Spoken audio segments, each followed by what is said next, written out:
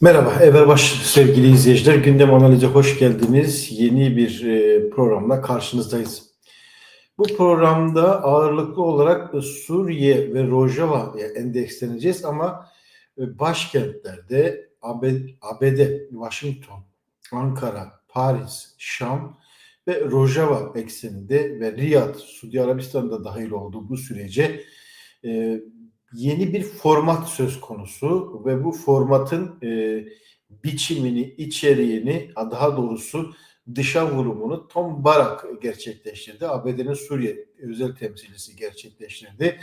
Mazlum Abdi'nin açıklamaları ve İmralı'dan beklenen bir mesaj söz konusu. Ankara kulislerinde bu konuşuyor. Hatta bu mesajın yerine ulaştırıldığı belirtiliyor.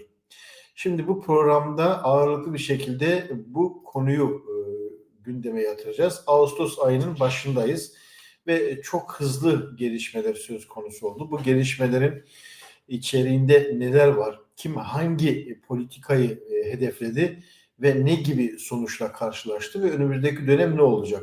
Yani daha önceki tartışmalarımız, güncel gelişmeler üzerinden yapılan analiz ve yorumlar son günlerdeki gelişmelerle birlikte ilişkilerin farklı bir düzleme kaydırılmasıyla değişik bir hal aldı. Dolayısıyla analizlerimizi, yorumlarımızı hatta bakış açılarımızı Suriye ve Rojava üzerinden yeniden gözden geçirmek durumundayız. Türkiye'nin Rojava ilişkileri Kürt-Türk ilişkileri üzerinden mi yoksa Türkiye'nin kendisine müttefik ya da karşıt saydığı güçlerle içine girdiği ilişki ve çelişkilerin sonucu mu Rojava politikasını belirleyecek? Bu önemli bir nokta ve bu konuyla ilgili sizlerle paylaşacağız. Lütfen yayını beğenin, paylaşın ve yorumlarınızla katkıda bulunun. Bir de Ankara'da bir Rojava mesaisi var. Aslında başlıklar halinde sizlerle paylaşmıştım ama komisyon tartışması, Türk Dışişleri Bakanı Hakan Fidan, Savunma Bakanı Yaşar Güler, MİT Başkanı İbrahim Kalın arasında bir zirve oldu. Ondan öncesinde mecliste askerlerin meclis başkanını ziyaret etmesi söz konusu.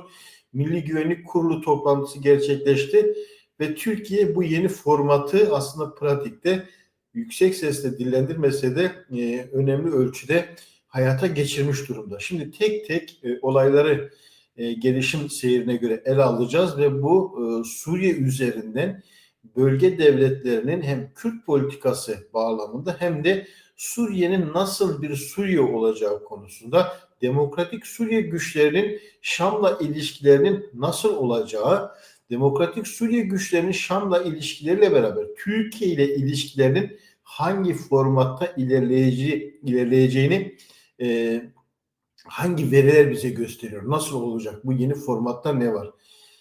Türkiye'nin elinde askeri müdahale seçeneği var. Bu seçeneği kendi elinde tutuyor. Ve bu Rojava'ya askeri müdahale seçeneği üzerinden Amerika Birleşik Devletleri ile bir pazarlık yaptığı ve İsrail'de nüfuz ve egemenlik etki alanı, Suriye üzerindeki nüfuz ve etki alanı genişletme konusunda bir çarpışma ve çelişkinin olduğunu da biliyoruz. Ama şimdi bu denkleme uluslararası güçler babında İngiltere dahil oldu. Fransa ve ABD'nin yanı sıra İngiltere ve Rusya da dahil oldu. Ve bölge devletlerinden de Suudi Arabistan, Körfez ülkeleri adına sürece dahil olmuş durumda. Şimdi tek tek olaylarla gidelim. Bu arada Rojin Heval'e çok teşekkür ediyorum. Ümit arkadaşa, İsmet arkadaşa, Bedri Gazza, Leyla Mardin arkadaşa çok teşekkür ediyorum. Mesajlarınız, beğenileriniz için çok değerli. Bunu rahatlıkla belirtebilirim. Diğer bütün izleyicilerimizle de aynı duyarlılığı bekliyoruz. Şimdi gelelim konunun esasına. Şimdi Hakan Fidan, ana başlığımız şu: ABD, Türkiye ve HTŞ'nin yeni Rojava planında neler var? Yani format atıldı ilişkilere ve bu planın bir parçası olarak da İmralı'dan beklenen bir mesaj var.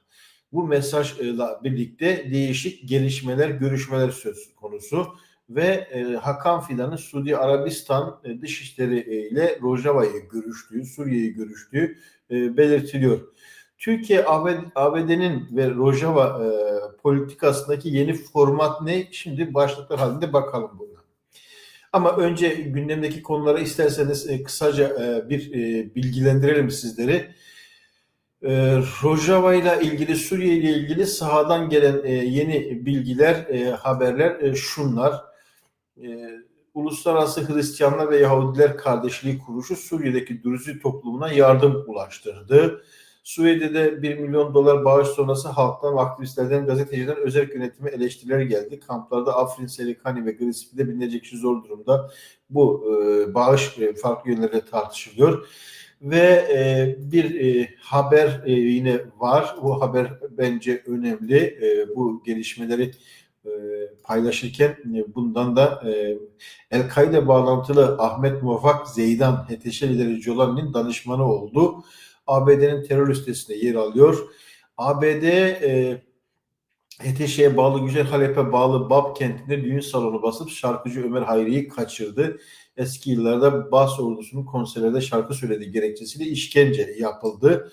ABD Dışişleri Bakanlığı Suriye'yi teröre destek veren ülkeler listesinden çıkarmayacağını, şeriat rejiminin ileride ne yapacağını görmeden önce bekleyeceğini söyledi. Sky News'e konuşmuş Amerikan temsilcisi Tom Barak bu konuyla ilgili, yani ihtiyatlı bir yaklaşım söz konusu ve şeriat rejiminin ileride ne yapacağını görmeden önce bekleyecekler diyor. Şeriat rejimi tanımını da ortaya koyuyor bunlar. Şiddet sarmalı Suriye'de bir şekilde kendisini gösteriyor. Bunun da dikkatimizden kaçmaması gereken bir nokta. Şimdi gelelim.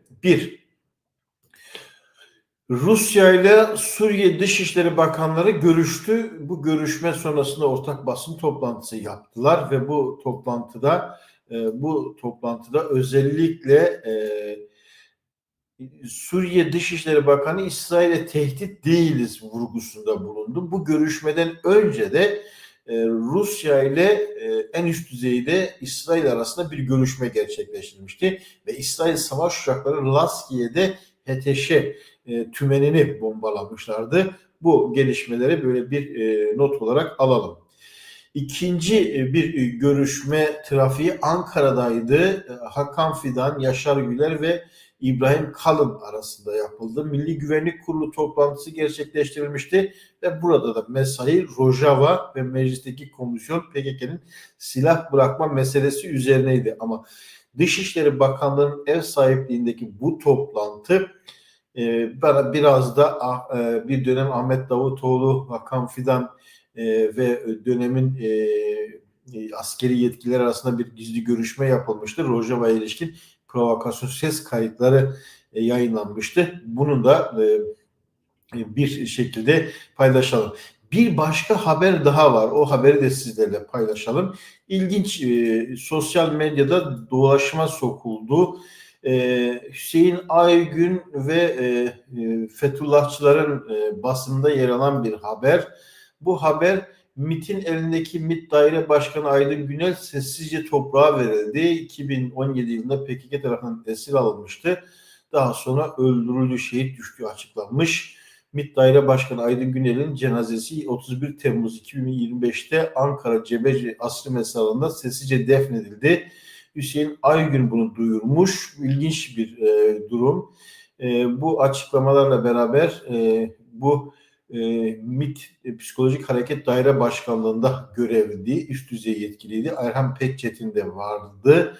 MİT'in önemli isimlerindendi. Bu ilginç bir haber. Bu haberi de paylaşmış olalım. Ama sosyal medyada Fethullah Gülencilerin basında diğer yerlerde pek rastlamadık ya da bu konuyla ilgili bir açıklama yapılmadı. Şimdi Rojava meselesine devam ediyoruz. Görüşmenin mesainin diğer ayağı Ankara'daydı. Ankara'da bu toplantıdan sonra Hakan Fidan kiminle görüştü? Suudi Arabistan Dışişleri Bakanı'yla görüştü. Suudi Arabistan Dışişleri Bakanı'yla yapılan görüşmede ne öne çıkıyordu? Tabii ki kuşkusuz bu görüşme Suriye merkeziydi. Anadolu Ajansı bunu paylaşmıştı. Gazze'deki durum ele almış ve Suriye'deki durumla ilgili görüş alışverişinde bulunulmuş. Suudi Arabistan'ın Suriye'ye 6 milyar doları aşkın bir yatırım yapacağı açıklanmıştı, belirtilmişti. Bu konuyla ilgili önemli veriler vardı. Ayrıca Katar, yine Birleşik Arap Emirlikleri ve diğer Körfez ülkelerde Suriye'nin yeniden yapılanması konusunda milyarlarca dolarlık yatırım yapacaklardı. Bu büyük bir rant, büyük bir sermaye birikiminin Suriye'de oluşabileceğini gösteriyor. İnşaat alanları, yeraltı altyapısı, enerji kaynakları ve birçok alana yatırım yapılacak. İnşaat, karayolları, telekomünikasyon, elektrik transferi ve benzeri birçok noktada Suriye'nin yeniden yapılanması gündeminde ve savaş sonrasında bir önemli rant alanı. Ben hatırlıyorum, gözümle de gördüm ve Suriye'deki özellikle Halep çevresindeki fabrikalar yağmalanmıştı. Fabrikaların önemli araç gereçleri, büyük teknik araç gereçler Türkiye'ye, Antep'e transfer edilmişti çeteler eliyle. Şimdi Suriye yeniden yapılanacak ve Türkiye bu konuda en avantajlı pozisyonda, özellikle Suriye ile uzun bir sınırın olması ve ticaret yönüyle Türkiye bu ranttan en fazla beslenebilecek bir konu. Ama Kürtlerle ilişkisini doğru tanımlar ve sürdürürse. Şimdi Hakan Fidan Ankara'da Milli Güvenlik Kurulu toplantısı sonrası Rojava zirvesi yaptılar. Suudi Arabistan Dışişleri Bakanı'yla görüştü ve öncesinde Tom Barak'la da bir görüşmesi söz konusuydu. Tom Barak'la yapılan görüşmede hatta Hakan Fidan'a övgülerle söz ediyordu. Ama Tom Barak Mazlum Abdi'yi de çok fazla öven bir pozisyonda. Mazlum Abdi'nin açıklamalarına çok büyük bir sempati duyduğunu belirtmişti. Ve daha önce başka görüşmeler de oldu. Paris'te zirve oldu. Suriyeli Bakanlar, İsrail Bakanlığı, ABD ve Fransa arabuluculuğunda 20 yıl sonra bir görüşme gerçekleşti. Bu da önemli bir durumdu. Yani Suriye üzerinde hem bölge devletlerin hem küresel güçlerin yeni bir durumu söz konusu. Burada dikkat çeken en önemli husus neydi? Burada dikkat çeken en önemli husus Rojava politikasında Demokratik Suriye güçlerinin konumu. Stratejik, yani Kürtlerin konumu stratejik ve belirleyici bir noktada. İç dinamikler olarak. İkincisi Dürziler ve Alevilerin durumu ve diğer farklı toplulukların siyaset sahnesinde yer alma biçimleri. Ve önemli bir detay olarak da şunu paylaşabiliriz. ABD Başkanı Trump'ın eski ulusal güvenlik danışmanı John Bolton birkaç açıklama yaptı. Peş peşe açıklamalar yaptı. John Bolton hem Gazze meselesiyle ilgili hem de Kürtlerle ilgili bazı açıklamalarda dikkat çekici ifadeler kullandı. John Bolton da hatta Tom Barak'ın eleştirisini yaptı diyebiliriz. Neydi bu mesele? Biden yönetiminin ortada bu kadar zayıf bir pozisyona sahip olması büyük bir hataydı. Amerika'nın, özellikle meşru Amerikan çıkarlarının bulunduğu Kürdistan'da saldırılara ve saldırı tehditlerine çok güçlü yanıt vermesi kendi çıkarınadır şeklinde daha önce açıklamalarda da bulunmuştu. Ve John Bolton'un bu açıklamaları peş peşe oldu. Yani Kürtleri esas alması gerektiğini belirtiyor Amerika'nın. Kürtlerden vazgeçmemesi gerektiğini ifade ediyor. Trump'ın eski ulusal güvenlik danışmanı özellikle IŞİD savaşı dönemlerinde daha fazla ön plana çıkmıştı. Ama son bir haftadır birkaç açıklamayla bu noktalara dikkat çekmişti John Bolton, eski ulusal güvenlik danışmanı. ABD Dışişleri Bakanlığı da Demokratik Suriye güçleriyle ilgili önemli açıklamalarda bulundu. O açıklamaları da ekranlarınıza getirmiştik. Daha önce sizlerle paylaşmıştık. Şimdi Şam'da başladı görüşmeler 9 Temmuz'da. Daha sonra Amman'da devam etti. Paris'e taşınacaktı. Ertelendi. Belirsizliğe gitti. Ankara'da Tom Barak bazı temaslarda bulundu. Türk Dışişleri Bakanlığı'yla ve yetkililerle. Tom Barak bu Türklerle görüşmesinde IŞİD operasyonunda Türkiye'nin dahil olduğu, HTŞ'nin de bu operasyonlara dahil olduğu, Şam yönetiminin dahil olduğu en son BAP'taki operasyonda işbirliği yaptıklarını ve IŞİD'in önemli elemanlarının yakalandığını ya da etkisiz hale getirildiğini belirttiler. Şimdi bu mesele de oldukça dikkat çekici. Yani Türkiye IŞİD karşıtı koalisyon içerisinde ilk defa pratik sahada operasyonel bir gücün parçası haline geliyor. Ama Demokratik Suriye güçleri zaten istikrarlı bir şekilde bu operasyonları uluslararası koalisyon güçleriyle beraber yönetiyordu. Bu önemliydi. İsrail meselesine geldiğimizde İsrail Dürzüler üzerinden Şam'a istediği ayarı verdi. Hatta Laskiye'yi bombaladı. E, Yani sadece Suriye'nin güneyiyle ilgili, Suriye'nin tümünün etkisiz, kendisine karşı tehdit oluşturmayacak yapıda bulunması gerektiğinin altını çiziyor. Ve İsrail Şam'a 20 kilometre yakın mesafede kendi ordu birliklerini konuşlandırmış durumda. Şimdi İsrail'in Dürzüler üzerindeki hamlesi, askeri olarak Güney Suriye'de kendisini mevzilendirmesi bir gerçek. İsrail'in Suriye'deki kırmızı çizgilerden bir tanesi de Türkiye'nin Suriye'de askeri varlığının güçlenmesini engellemek üzerine kurulu. Bunu da rahatlıkla söyleyebiliriz. Şimdi İsrail Demokratik Suriye güçleri Druziler ve Aleviler üzerinden Şam yönetimine baskı uygulamaya çalışıyor. Türkiye İsrail'in bu politikasını doğru bulmuyor. İsrail'in bölünebileceğini düşünüyor.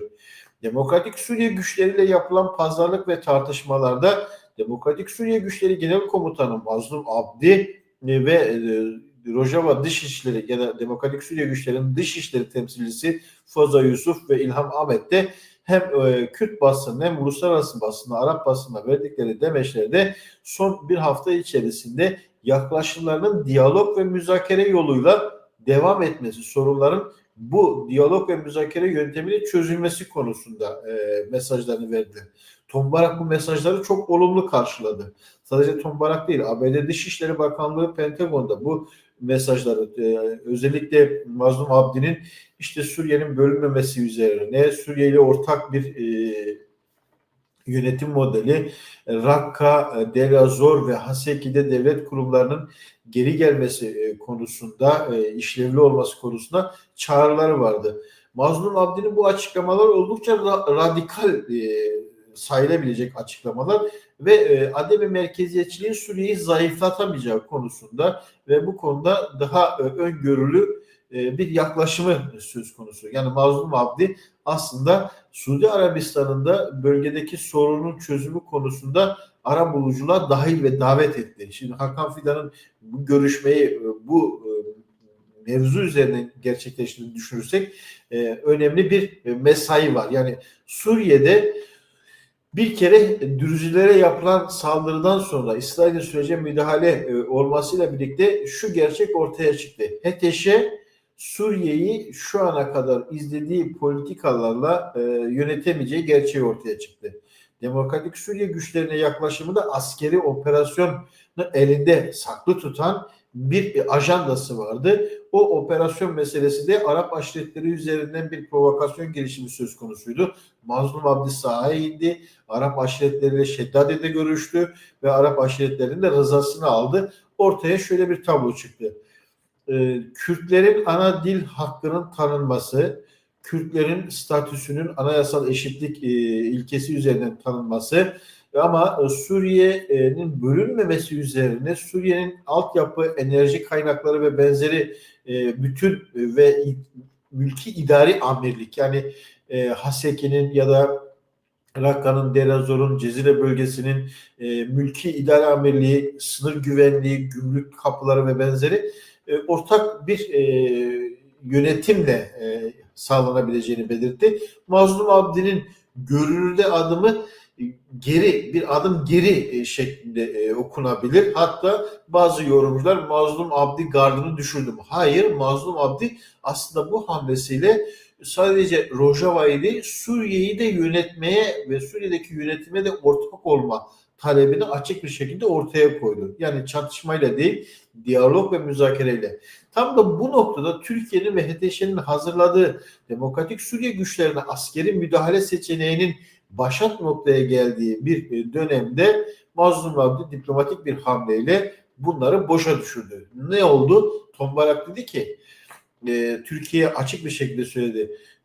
Rojava sizin için tehdit unsuru içermiyor. Mazlum Abdi kendi halkının geleceğini ve kendi siyasal pozisyonunu riske atarak çok önemli mesajlar verdi ve bu mesajları ciddiye almak ve üzerinde ısrarla durmak durumundayız dedi ve silahlı güçlerin öyle tasfiyesi bir iki günlük mesele değil, aylara alacak bir süreç. Dolayısıyla 100.000'i aşan bir ordudan bahsediyoruz. Bunun entegrasyonu, bunun hukukun oluşturulması bir süreç ve Türkiye'nin sakin olması gerektiğini telkin etti. Ve Türkiye'ye F-35'ler konusunda, F-15'lerin yenilenmesi konusunda aslında biraz da hani bir parmak bal sürdü diyebiliriz Ankara'ya. Ankara'da durum hemen değişti. İkiye bölündü Ankara. Birincisi şu, işte Tombarak Mazlum Abdi'yi çok övdü, çok öne çıkartıyor ve Suriye'de belirleyici bir siyaset aktörü haline getirmek istiyor. İşte Suriye bölünecek mevzusu.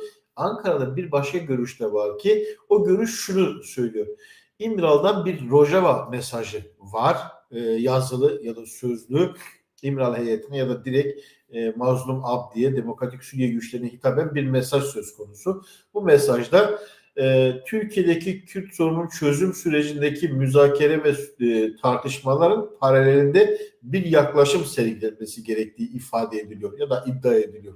Bunun açık bir şeysi yok ama daha önceki Öcalan'ın Rojava'ya ilişkin, Demokratik Suriye güçlerine ilişkin gönderdiği mektup ve mesajlarda oranın özgün olduğu, kendi varlık ve özgürlüklerini savunabilmek için her türlü ilişki ve ittifaka açık hale gelebilirler. Kendilerini savunmaları gerekir ve HTŞ'nin tehlikeli bir örgüt olduğuna dikkat çekmişti. Şimdi durumu bu minvalde ele alır tartışırsak ortaya şöyle bir sonuç çıkıyor. Şu ana kadar Rojava'da Demokratik Suriye güçleri kendisini kapatmıştı. Şam yönetimi bu Demokratik Suriye güçlerinin kapalı duran. Yani kapatmadan kastımız ne? Demokratik Suriye güçleri sürece biraz izliyordu. 10 Mart anlaşması yapılmıştı ama sahada HTŞ'nin güven vermeyen adımları söz konusuydu. Dürzülere yönelik katliamda oynadığı rol Demokratik Suriye güçleri tarafından bir yere yazıldı. Alevilere yapılan katliam bir yere yazıldı. Bununla Suriye'nin bütünlüğü sağlanamaz dedi. Dolayısıyla HTŞ'nin bu konuda doğru bir tutum içerisine girmesi gerektiği belirtildi. HTŞ aslında bu sürecin içerisinde çok girme taraftarı değil. Kendi ajandasında Suriye'yi şeriatla bir Arap-Suni ulus devleti yaratmak konusunda bir ajandaları var. Onu uygulamak istiyorlardı. Türkiye'nin dayatmasıyla da bu biraz daha palazlanmıştı. Ama Suudi Arabistan'ın sürece müdahalesi, Amerika'nın doğrudan müdahalesi, İsrail'in askeri müdahalesi, yani Suudi Arabistan'ın ekonomik müdahalesi söz konusu. İsrail'in askeri müdahalesi söz konusu, ABD'nin de diplomatik müdahalesi söz konusu. Dolayısıyla HTŞ ve beraberinde Türkiye ve Katar gibi bölge devletlerin Suriye'de oluşturmak istediği politikalara bir dur dendi.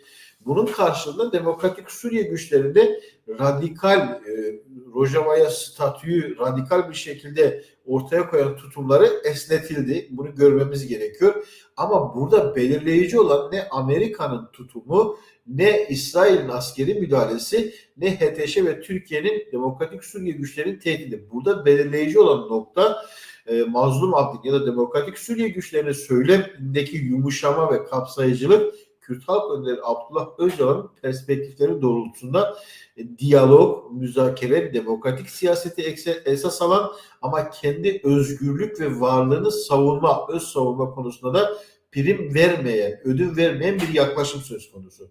Bunun altının çizilmesi gerekiyor. Ya zaten Demokratik Suriye güçlerinin Suriye topraklarının 1/3'ünü kontrol ediyor. Enerji kaynaklarının %75-80'ini kontrol eden bir noktada. Dolayısıyla önemli bir askeri gücü var, önemli bir tecrübesi var, önemli bir siyasal sistem yapılanması modeli söz konusu. HTŞ'nin öngördüğü model, daha doğrusu öngörüsüz modeli Suriye'de kendisini geçerli kılamaz.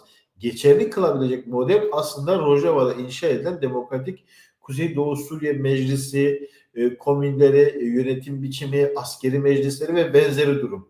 Dolayısıyla farklılıkları kapsayan Suriye'nin etnik yapısına, demografik özelliklerine, sosyolojik özelliklerine daha yakın, daha geçerli bir durumu ifade ediyor.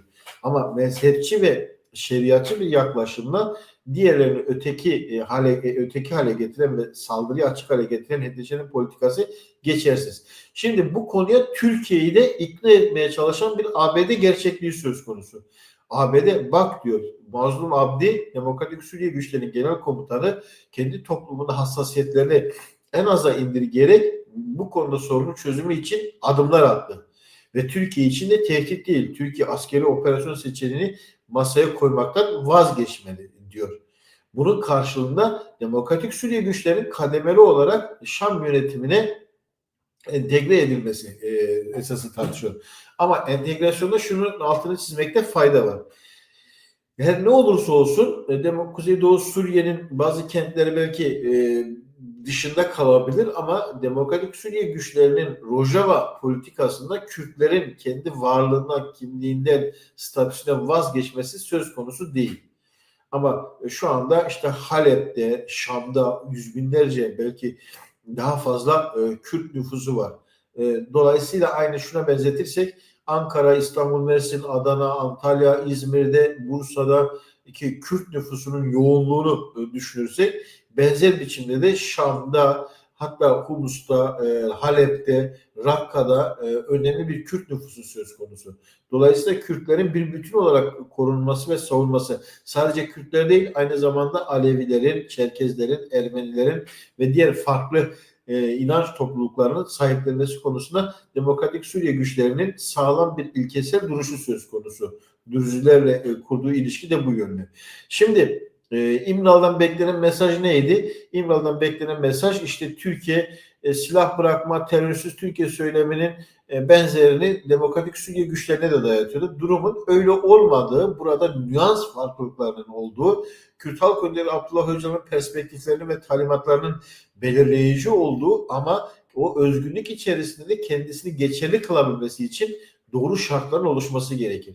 Örneğin Türkiye'de silahların bırakılması, müzakereler bu kadar gelişmiş düzeydeyken bile hala büyük zaman alacakken şimdi Rojava'daki durum ve Suriye'nin özgünlüğü dikkate alındığında çok daha farklı dinamikler ve değişkenler söz konusu. Şimdi Rusya, İsrail'in istemi ve talebi doğrultusunda Suriye hükümetiyle yeni bir ilişki kuruyor. ABD Türkiye'nin lehine gibi görünen ama İsrail'in stratejik çıkarlarını da zedelemeyecek ve iki müttefikin arasında çelişkinin daha da büyümemesi için bir denge politikası izlemeye çalışıyor. Yani Amerika Birleşik Devletleri İsrail ile Türkiye, Suriye üzerinden İsrail ile Türkiye'nin dengesini sağlamaya çalışıyor. Buna bir de Amerika şu anda rolü daha da ağırlaştı. Kürtlerle Şam arasında, Kürtlerle yani Rojava ile Ankara arasında bir dengeyi oluşturmaya çalışıyor. Oldukça zor bir konu. Yani farklı dinamikler, değişkenler söz konusu, iş ile karşı mücadele, HTŞ'nin güven vermeyen şeriat politikaları, demokrasiye açık olmayan yanı ama işte uluslararası güçlerde meşru görüp yatırım, ekonomik yatırımların milyarlarca dolarlık yatırımın yapılabileceği bir sahadan bahsediyoruz. Dolayısıyla Trump'ın istediği Orta Doğu'da işte ABD'nin belirleyiciliğinde bir dizayn politikası ama Tom Barak biraz daha etkili bir şekilde bu sürece girdi. Ne kadar gidebilir bunu da zaman gösterecek. Herkesi ikna edebilecek bir kabiliyete sahip mi? Bunu da zaman gösterecek. Çünkü Suriye sahasındaki gelişmelerin ne kadar karmaşık olduğunu geçtiğimiz gün Tom Barak Habertürk'te yaptığı bir röportajında açık bir şekilde belirtmişti. Yani Druzi meselesi, Alevi meselesi, Şam'ın zaten karma karışık bir yapıda olduğu, en rafine ve sadelik içeren durum Rojava'da, Demokratik Suriye güçlerinin durumu. Nedir? IŞİD'e karşı mücadelede istikrarlı, Şam'la ilişkilerde yapıcı, diyaloğu esas alan, çatışma zeminine girmeyen, bütün çatışmalı dönemlerde kendi coğrafyasını çatışma dışında tutmaya çalışan ama yapılan saldırılara da radikal bir şekilde karşı koyan bir durum söz konusu. Şimdi yeni format, yeni Rojava planında ne var? Mazlum Abdi'nin bir cümlesi vardı. Türkiye de ilişkilerimiz gerçekçi ölçüler içerisinde devam ediyor demişti. Bu da önemliydi. Yani Hakan filan diyor ya her şeyi oturup konuşabiliriz.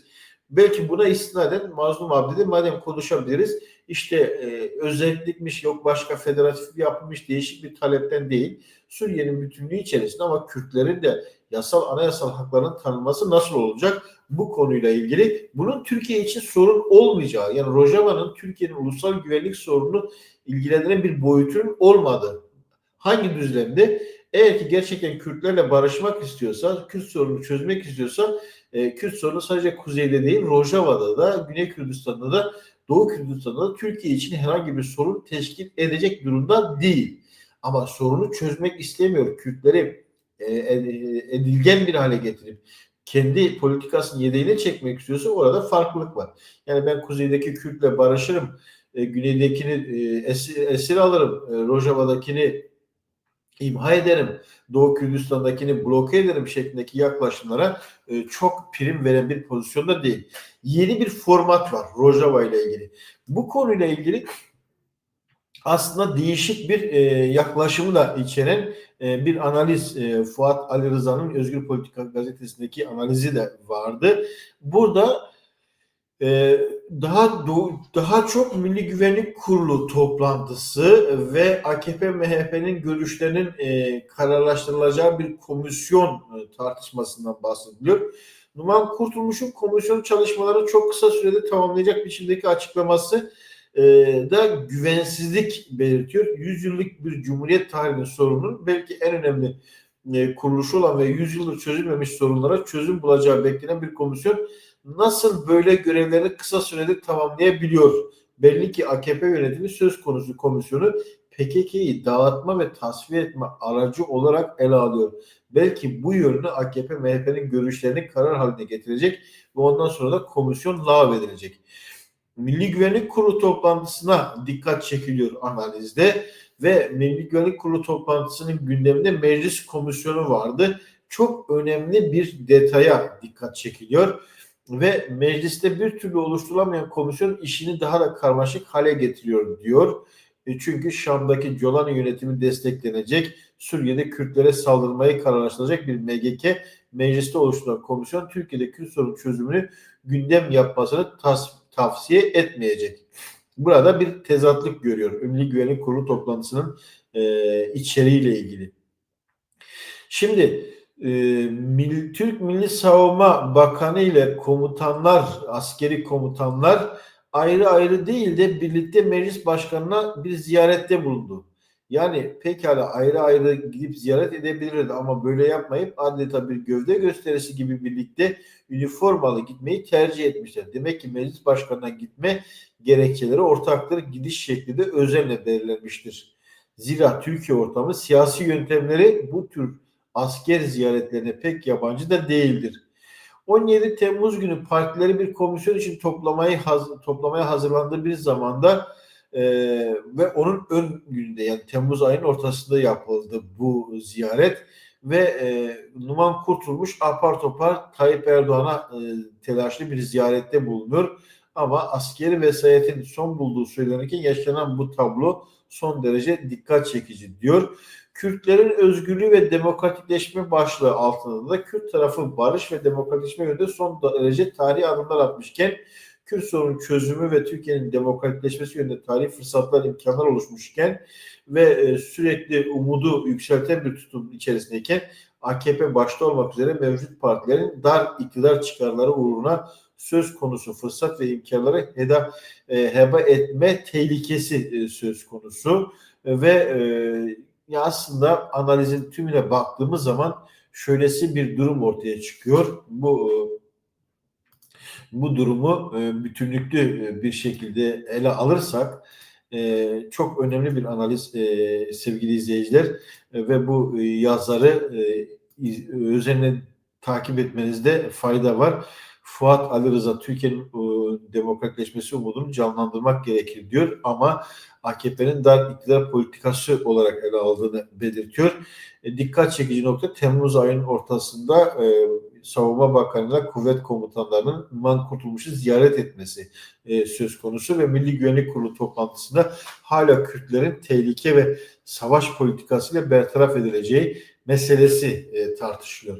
Yani bütün bunları bir araya getirdiğimizde son birkaç hafta içerisinde yaşanan Suriye ve Rojava merkezli gelişmelerde güçler hem bölge devletleri İsrail, Türkiye ve Suudi Arabistan, Körfez ülkeleri başta olmak üzere Suriye politikalarında değişik bir aşamaya geçtiler. yeni bir format ortaya çıktı. İkinci bir durum, küresel güçler Rusya ve ABD Suriye konusunda yaklaşımlarını daha da somut bir hale getirdi.